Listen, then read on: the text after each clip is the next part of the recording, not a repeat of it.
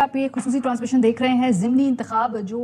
मुल्क भर में 21 नशिस्तों पे कौमी और सूबाई असेंबली की कुल मिला के जूं नताइज सामने आ रहे हैं, हम आपके साथ उसको शेयर करते जा रहे हैं। लेकिन साथ साथ इस वोटिंग ट्रेंड को भी देखना है। इस इलेक्शन के नतीजे में जो सियासी जमातें हैं, जाहिर सी बात है वो इनवर्ड भी अपना एक अहाता करती हैं कि हर इलेक्शन के बाद उनमें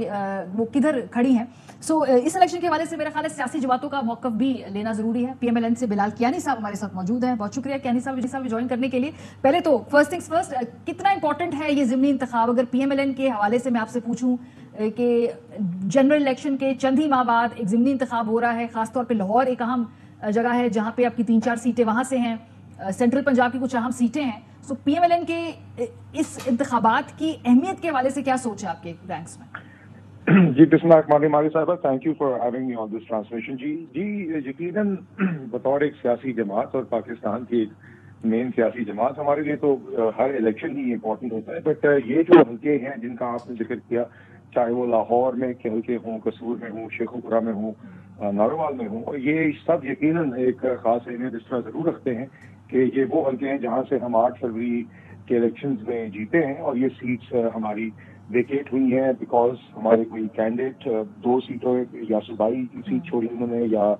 कौमी असेंबली की छोड़ी, तो ये वो सीटें जो हम जीते हैं तो यकीनन हमारे लिए ये अहमियत रखते हैं कि आज हम फिर से इन सीट्स को इलेक्शन में क्लेम करें और फिर से ये सीट्स जीतें। और आप देख सकती हैं अभी तक जो नताइज आ रहे हैं, जो हमने भी फॉलो किए हैं, जो मीडिया पे भी चल रहे हैं, उनमें तकरीबन सारी सीटों पे ही मुस्लिम लीग नून अभी तक आगे नजर आ रही है, जो कि तस्दीक कर रहा है 8 तारीख की फतेह की। जी यानी कि जो आपका अपना इलेक्शन सेल है उसमें अगर मैं आपसे पूछूं कि आप कितना कंफर्टेबली क्लेम कर रहे हैं कि कितनी नशिस्तें जो हैं वो PMLN बड़ी कंफर्टेबली जीत रही है, तो वो क्या फिगर होगा?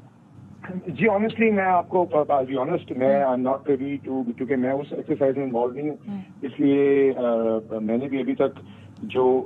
कुछ कैंडिडेट से हमें फीडबैक मिली है वो फरादी तौर पे मेरी जो बातचीत हुई है कुछ कॉलीग से, अदरवाइज जो मीडिया में फॉलो कर रहे हैं अक्रॉस ऑल चैनल, अगर आप देखें तो मेजोरिटी जो हल्के हैं वहाँ पे जहाँ से हम जीते हुए थे वहाँ पे कहीं पे ज्यादा भारी बर्तरी है, कहीं पे थोड़ी कम है, मगर मोर और लेस हम सारी जगहों पे ही आगे हैं और हम उम्मीद करें कि इसी तरह ही फाइनल नतीजा भी इन सीटों में आएगा। जनरल इलेक्शन के मुकाबले में ये इलेक्शन एक कदरे बल्कि सिग्निफिकेंटली जो एक सिंपल और छोटी एक्सरसाइज थी, इसमें भी इंटरनेट बंद करना पड़ा गवर्नमेंट को। खासतौर पे अगर हम देखें कि मेन बड़े शहरों की बात करें तो क्या वजह है? थोड़ी सी सीटें थी, अगर सिक्योरिटी के मामला है तो वो भी बड़ा आसानी से as compare to general elections manage करना आसान था। ये इंटरनेट बंद करना तो कॉमन प्रैक्टिस है, हो गई है। इस पे जी मारिया साहब, ये वैसे आई मीन ऑनेस्टली ये सिक्योरिटी के मामलात में अब ये मोबाइल सर्विस का बंद करना है, आपको पता है हमारे मुल्क में तो अब 2 दिहाइयों से एक डिबेट चल रही है जी, चाहे वो कोई जलसा जुलूस हो, चाहे वो मुहर्रम का वाकया हो, चाहे कोई फॉरेन डेलीगेशन का विजिट हो, चाहे क्रिकेट मैच हो, चाहे इलेक्शन हो, अब ये एक नॉर्म बन गया। तो यकीनन आई मीन ऑब्वियसली हम सब चाहते हैं कि इंफ्रास्ट्रक्चर और हमारे सिक्योरिटी इंतजाम आहिस्ता आहिस्ता सतह पे आए, जिसका बैरूनी ममालिक में होता है कि इसकी जरूरत ना पड़े, मगर आज ही बदकिस्मती से अभी तक सिक्योरिटी एहलकार ये समझते हैं जरूरी होता है और इसी के नतीजे में इंटीरियर मिनिस्ट्री हो या रियासती निजाम ये फैसला करता है। मगर देखिए दूसरी बात ये है कि बदकिस्मती से आज भी आपने देखा कि जफरवाल में हमारे एक कारकुन जो अहमद इकबाल जहाँ से सूबाई सीट का इलेक्शन लड़ रहे हैं, मोहम्मद यूसुफ, वहाँ पे उनका कत्ल हुआ और ये आज भी इस तरह के वाकयात हुए हैं। PTI के कुछ खबरें मैं वही बात कर रहा हूँ, मीडिया में रिपोर्ट हुई है कि तोड़ फोड़ की कहीं पे हमलों की बात भी आई है और खासतौर पे ये बहुत ही अफसोसनाक वाकया कत्ल का भी हुआ है। मैंने मीडिया में ही देखा कि आई थिंक शायद वो गिरफ्तार भी हो गए हैं जो मुलव्वस थे उस मारपीट में। ठीक बात है, वायलेंट क्राइम है, इसके जरूर इसके ऊपर कानून को हरकत में आना चाहिए, लेकिन बहरहाल जब ये इंटरनेट की बंदिश होती है तो इससे आप बेहतर समझते हो कि आपने कॉन्स्टिट्यूएंसी इलेक्शन में आप पर्सनली आप एक इलेक्शन लड़ते हैं कि ना सिर्फ वोटर को आने में प्रॉब्लम होती है, उसकी कम्युनिकेशन जब कट होती है तो पूरे इलेक्शन प्रोसेस में हर तरह का वोटर डिस्करेज होता है। क्या PMLN के लिए तशवीश की बात नहीं है? आपका वोटर अगर कंफ्यूज होगा? बिल्कुल है जी, बिल्कुल मारिया साहबा, ये बदकिस्मती से जी यहाँ पे जैसे कि मैंने आपको एक पस मंजर पेश किया कि किस तरह सिक्योरिटी अरेंजमेंट्स के हवाले से ये काम उठाया जाता है, जो कि अब हमारे मुल्क में इसकी जरूरत होना ही अनफॉर्चुनेट है। मगर आप सही कह रही हैं कि मेरे लिए भी बतौर कैंडिडेट 8 तारीख को या अदरवाइज किसी भी कैंडिडेट के लिए यकीनन ये एक मुश्किल तो बनती है, क्योंकि आप भी अपने पोलिंग स्टेशन में कहीं किसी से रब्ता करना हो, आपके पोलिंग एजेंट्स होते हैं, आपके साथ टीम होती है, उसमें आपसे रब्ता करना हो, आपको चीजें कन्वे करनी हो, कहीं कोई इशू आ रहा है, कहीं वोटर लिस्ट का इशू है, तो यकीनन वो एक डिफिकल्टी और एक इनकन्वीनियंस तो है जी। मगर बदकिस्मती से आप देखिए, at the end of the day ये एक फैसला होता है जो कि सिक्योरिटी एहलकार और इलेक्शन कमीशन प्राइमरली ऑब्वियसली जी उसका एक एम्बेट होता है, तो उसी के नतीजे में होती है। सिक्योरिटी के मामला को मद्देनजर रखते हुए आइंदा हम उम्मीद करते हैं कि हमारे मुल्क में ऐसे हालात हों कि चाहे वो इलेक्शंस हों, चाहे वो प्रोसेशंस हों, चाहे वो फॉरेन डेलीगेशन का विजिट हो, चाहे कोई क्रिकेट मैच हो, हमें अब आइंदा बार बार मोबाइल फोन्स बंद करने की और ये नाके लगा के रास्ते बंद करने की जरूरत ना पड़े। बदकिस्मती से we're not at that stage yet जी। अच्छा कैनी साहब, खबर गुमन बात कर रहा हूँ। देखिए जो 2024 8 फरवरी के इंतखाबात से उससे पहले तो केयर टेकर गवर्नमेंट थी और तमाम तर जिम्मेदारी इलेक्शन कमीशन और केयर टेकर गवर्नमेंट के ऊपर थी। ये जो सारे इंतजामी मामलात हैं, अब ज़ाहिर है पंजाब के अंदर हैवी मेजोरिटी 2/3 के साथ आप लोग बैठे हुए हैं और लाहौर के अंदर आपने देखा जिस अंदाज से कैंपेन हुई और अभी पता चला है कि वहाँ पे नतीजे नहीं मिल रहे,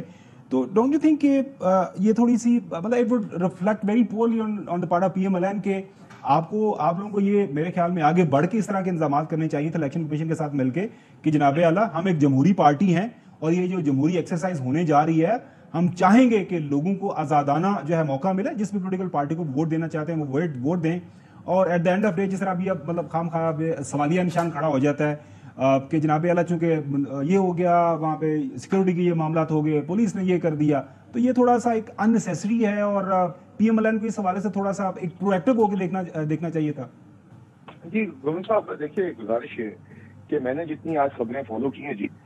रिलेटिवली स्पीकिंग हमारा जो यहाँ पे एक सियासी माहौल और इलेक्शन से बन जाए उस हवाले से तो देखा जाए तो उस तरह कोई ज्यादा इश्यूज मुझे नजर नहीं आए। जहाँ पे आए, एक तो आपने देखा सबसे अफसोसनाक वाकया तो वही है जो आज पाकिस्तान मुस्लिम लीग नून के कारकुन का कत्ल हुआ है। मगर साथ ही साथ आपने देखा कि एक जगह पे मिसाल के तौर पे सुन्नी इत्तेहाद काउंसिल ने कहीं बात बताई कि जी फॉर्म 45 के ऊपर पहले से रिटर्निंग या प्रिजाइडिंग अफसर ने दस्तखत लिए रहे थे, तो बाद में पता चला कि वो दस्तखत तो सुन्नी इत्तेहाद काउंसिल के भी पोलिंग एजेंट से लिए रहे थे। तो यकीनन ऐसा काम होना नहीं चाहिए था। इलेक्शन कमीशन ने कहा भी है कि वो सामने को देखा था, उस तरह की वन ऑफ्स सामने आए हैं मगर लार्जली कोई इस तरह के इश्यूज नहीं आए। आप सही फरमा रहे हैं, कोशिश सबकी इज्तिमाई तौर पर यही होती है कि जितना स्मूथली और ओपनली ये प्रोसेस हो सके उस तरह ही होना चाहिए। और आज अगर आप देखें तो लार्जली कोई इस तरह apart from a few instances कोई इस तरह मेजर कहीं इश्यूज नहीं आए। जिस हद तक होते हैं कुछ हल्कों से आई है specific issues specific polling station के, वो मीडिया ने भी उठाए हैं, आई बिलीव इलेक्शन कमीशन ने भी उसका नोटिस लिया है। बट यकीनन I mean at the end of the day मैं ये जरूर कहना चाहूंगा कि इलेक्शन कमीशन के साथ हुकूमतें इंतजाम तो करती हैं, at the end of the day जो प्रिजाइडिंग ऑफिसर्स और सारा हमला होता है वो at that day election commission के ही हमले में आता है। और आज मैं फिर से दोहराऊंगा कि लार्जली रिलेटिवली स्पीकिंग उस पस मंजर में जिसमें हमारे इलेक्शंस होते रहे हैं उस हवाले से देखा जाए तो it has been largely peaceful and I don't think कोई ऐसी मेजर शिकायत अभी तक आई। और नताइज की जो आने की रफ्तार है उससे मुतमिन है आप लोग, क्योंकि मेन सिटीज हैं, चंद जगह पे इलेक्शन है, वो नताइज क्या उतनी तेजी से आ रहे हैं जितना कि आप एक्सपेक्ट कर रहे थे? जी हमारे साथ ऑनेस्टली जी मैं कोई इसमें क्लेम करना नहीं चाह रहा जी, मगर मैंने तो जो टीवी पे ज्यादा देखा है नताइज आ रहे हैं। आई डोंट नो कुछ जगहों पे अगर कोई मीडिया में रिपोर्टिंग रुकी है कि नहीं, but I be very honest इसके लिए तो मुझे अच्छे कुछ कैंडिडेट्स जो हमारे इलेक्शन कंटेस्ट कर रहे हैं उनसे कॉल करके बात करूंगा तो कहीं कोई बेहतर अंदाजा होगा जी कि क्या सूरत हाल है जी। अच्छा लास्ट क्वेश्चन, क्योंकि पिछले इलेक्शन के अंदर जो हमने देखा कि 8 मई वाले में उसमें एक विजिबल ओपिनियन था, बड़ा वाज़ेह ओपिनियन था PMLN के अंदर भी कि बहुत सारा आपका वोटर उस वक्त उतनी बड़ी तादाद में नहीं निकल पाया। इस दफा आपने वो नाराज वोटर को किसी हद तक मैनेज किया है? इलेक्शन कैंपेन आपका ख्याल है कि जिस तरीके से की जानी चाहिए थी PMLN ने अपने सारे टारगेट अचीव किए उसमें? जी देखिए, जो कैंडिडेट्स इस दफा बाई इलेक्शन लड़ रहे हैं इस दफा यकीनन एक कॉन्टेक्स्ट ये था कि लार्जली पंजाब में बिलखुसूस वो सीटें थी जो हमने पहले से जीती हुई थी, तो यकीनन पहले से ही हमारे यहाँ पे वोटर्स जैसा भी टर्नआउट लास्ट इलेक्शन में था they had express confidence in our party and our candidate, और उसी मोमेंटम को आगे लेके हमारे कैंडिडेट्स जा रहे थे। उन्होंने यकीनन जो हमारे बाई इलेक्शन में कैंडिडेट्स जिनको टिकट अलॉट हुए थे उन्होंने पूरी अपनी कैंपेन की है। इस कैंपेन में आपने देखा है कि क्योंकि इलेक्टेड जो मेंबरान मौजूदा होते हैं उनके ऊपर खादबंदी होती है पॉलिटिकल एक्टिविटी की, तो उस तरीके से आप बड़े जलसे जुलूस तो नहीं देखते, मगर यकीनन जो एक on the ground door to door activity polling station wise, union council wise, ward wise होती है वो हमारे कैंडिडेट्स ने थरोली कैरी आउट की है अपने इलाके की पॉलिटिकल हालात को और जो लोकल ग्रुप्स होते हैं उसको देखते हुए। और जो कैंडिडेट जो आपके इलेक्ट्रेट की वहाँ पे डिमांड्स उनको नजर रखते हुए, तो यकीनन हमारे कैंडिडेट्स ने एफर्ट किए जी, और अभी तक जो नताइज सामने आ रहे हैं उसमें वो एफर्ट के नताइज नजर आ रहे हैं जी। ठीक है, बहुत शुक्रिया। हमारे साथ PMLN से बिलाल कियानी साहब मौजूद थे। सब राजा साहब